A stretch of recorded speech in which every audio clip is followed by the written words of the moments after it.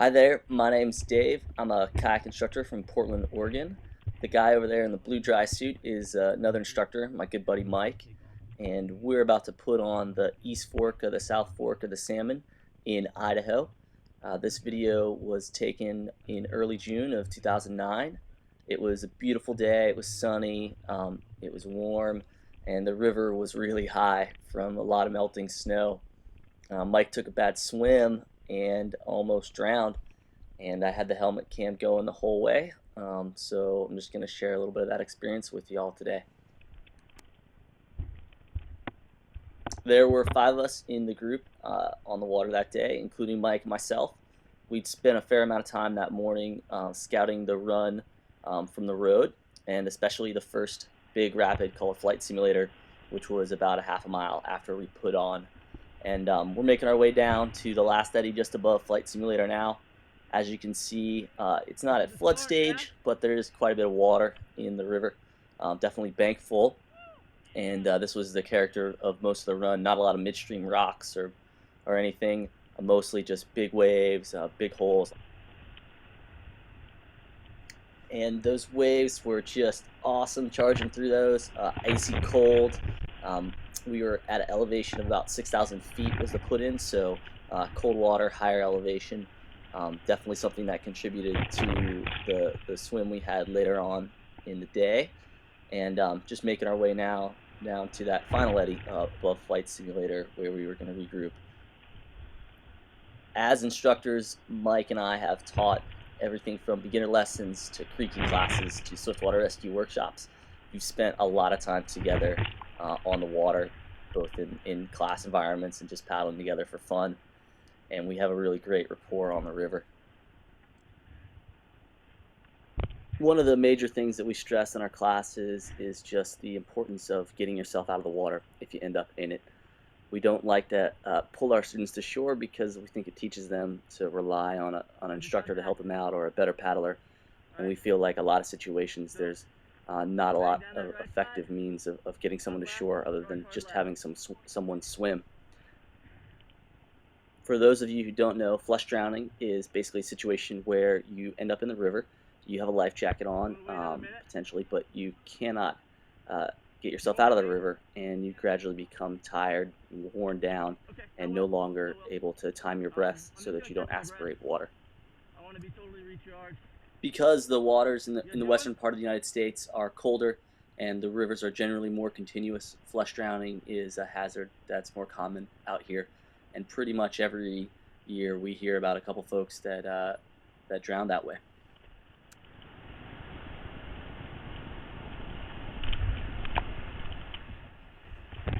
Mike and I are now headed downstream into Flight Simulator. The rest of our group has gone first, and they're waiting just below the crux of the drop. The big move in Flight Simulator here is to move from river right all the way over to river left. The river makes a big sweeping left-hand bend, and pretty much right now we can start moving to the left.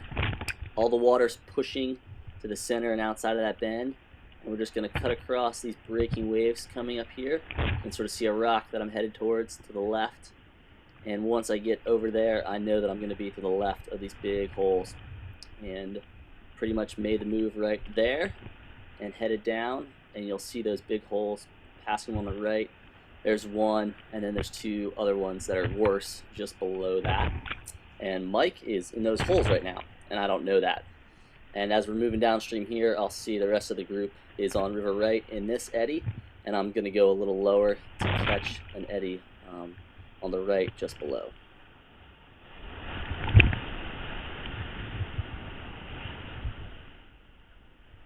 And right then, as I look upstream, I realize something's wrong. I actually see Mike's boat getting surfed in a hole up there, and I realize that he hasn't been behind me for quite a bit if he's still up there. And I'm sort of scrambling now to catch an eddy as highly as I can coming around the corner, as I've lost sight of them, just to be ready for what happened to Mike. I kind of assume that if he's still up there, he's getting beat down pretty badly. He's been in that hole for quite a while, and kind of checking as a kayak instructor and just realized my student's probably going to swim. I need to get ready for it. And I see them start to come around the corner in a bit, and I notice Mike is not in his boat.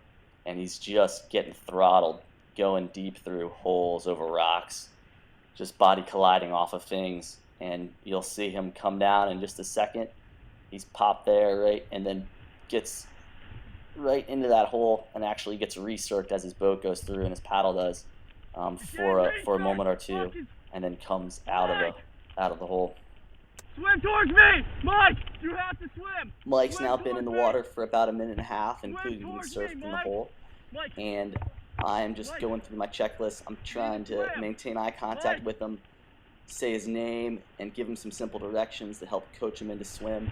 He's a very fit guy. He's a very experienced guy in whitewater, and I'm hoping I can get him to swim to shore.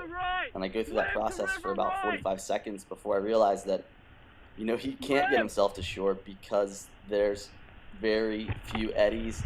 The ones that are there are just small and hard to grab, and he's getting tired, and he can't use his abilities to get himself out of the river. And I make the decision that he is too tired. He's got to hang on to my boat and conserve some of his energy until we can get to a place where we can get him out of the river.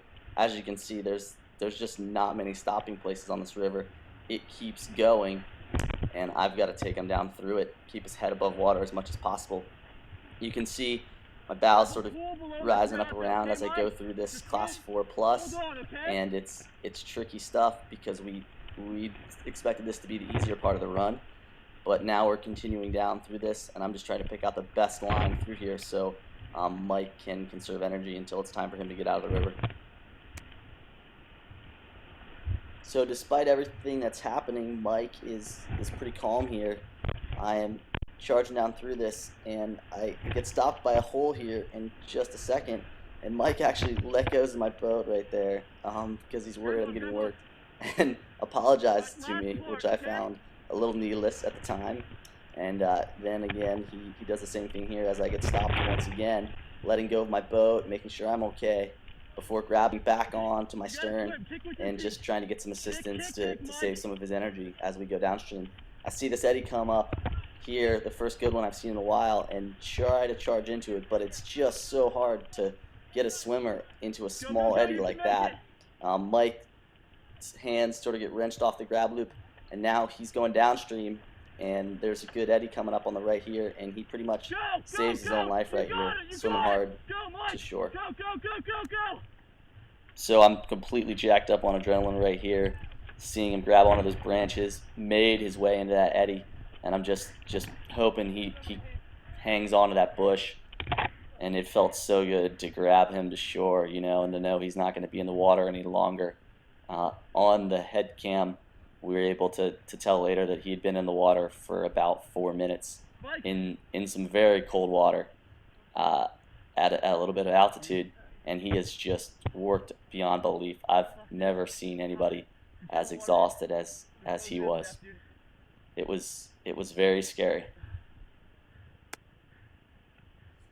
Mike had hit a lot of rocks. He'd been battered and bruised on his way down the river, but he didn't sustain any major injuries. He had trouble walking later that day, but other than that, he was pretty scot-free on a really horrific swim. The value of the experience that Mike had and that I shared with him and that we luckily captured on video here is that it illustrates a couple of key points. One, paddling rivers at higher levels, bank full or flood stage, is inherently more dangerous.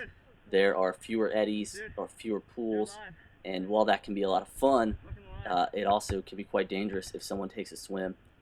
Mike pretty much didn't have an option for himself to get out of the river for a long time. Two, Mike made some decisions that saved his life. He kept very calm in a situation where he knew that he didn't have any eddies to get out of the river. He conserved his energy so that when that opportunity arose, he was able to charge towards an eddy with enough strength to get there and to get himself out of the river. I was very glad that I could be there to assist him, and grateful that I could help him get out of the water. But ultimately, it was what Mike did that saved his life. You know, so I just was happy to have a competent guy in the water. If not happy to have my friend in that situation.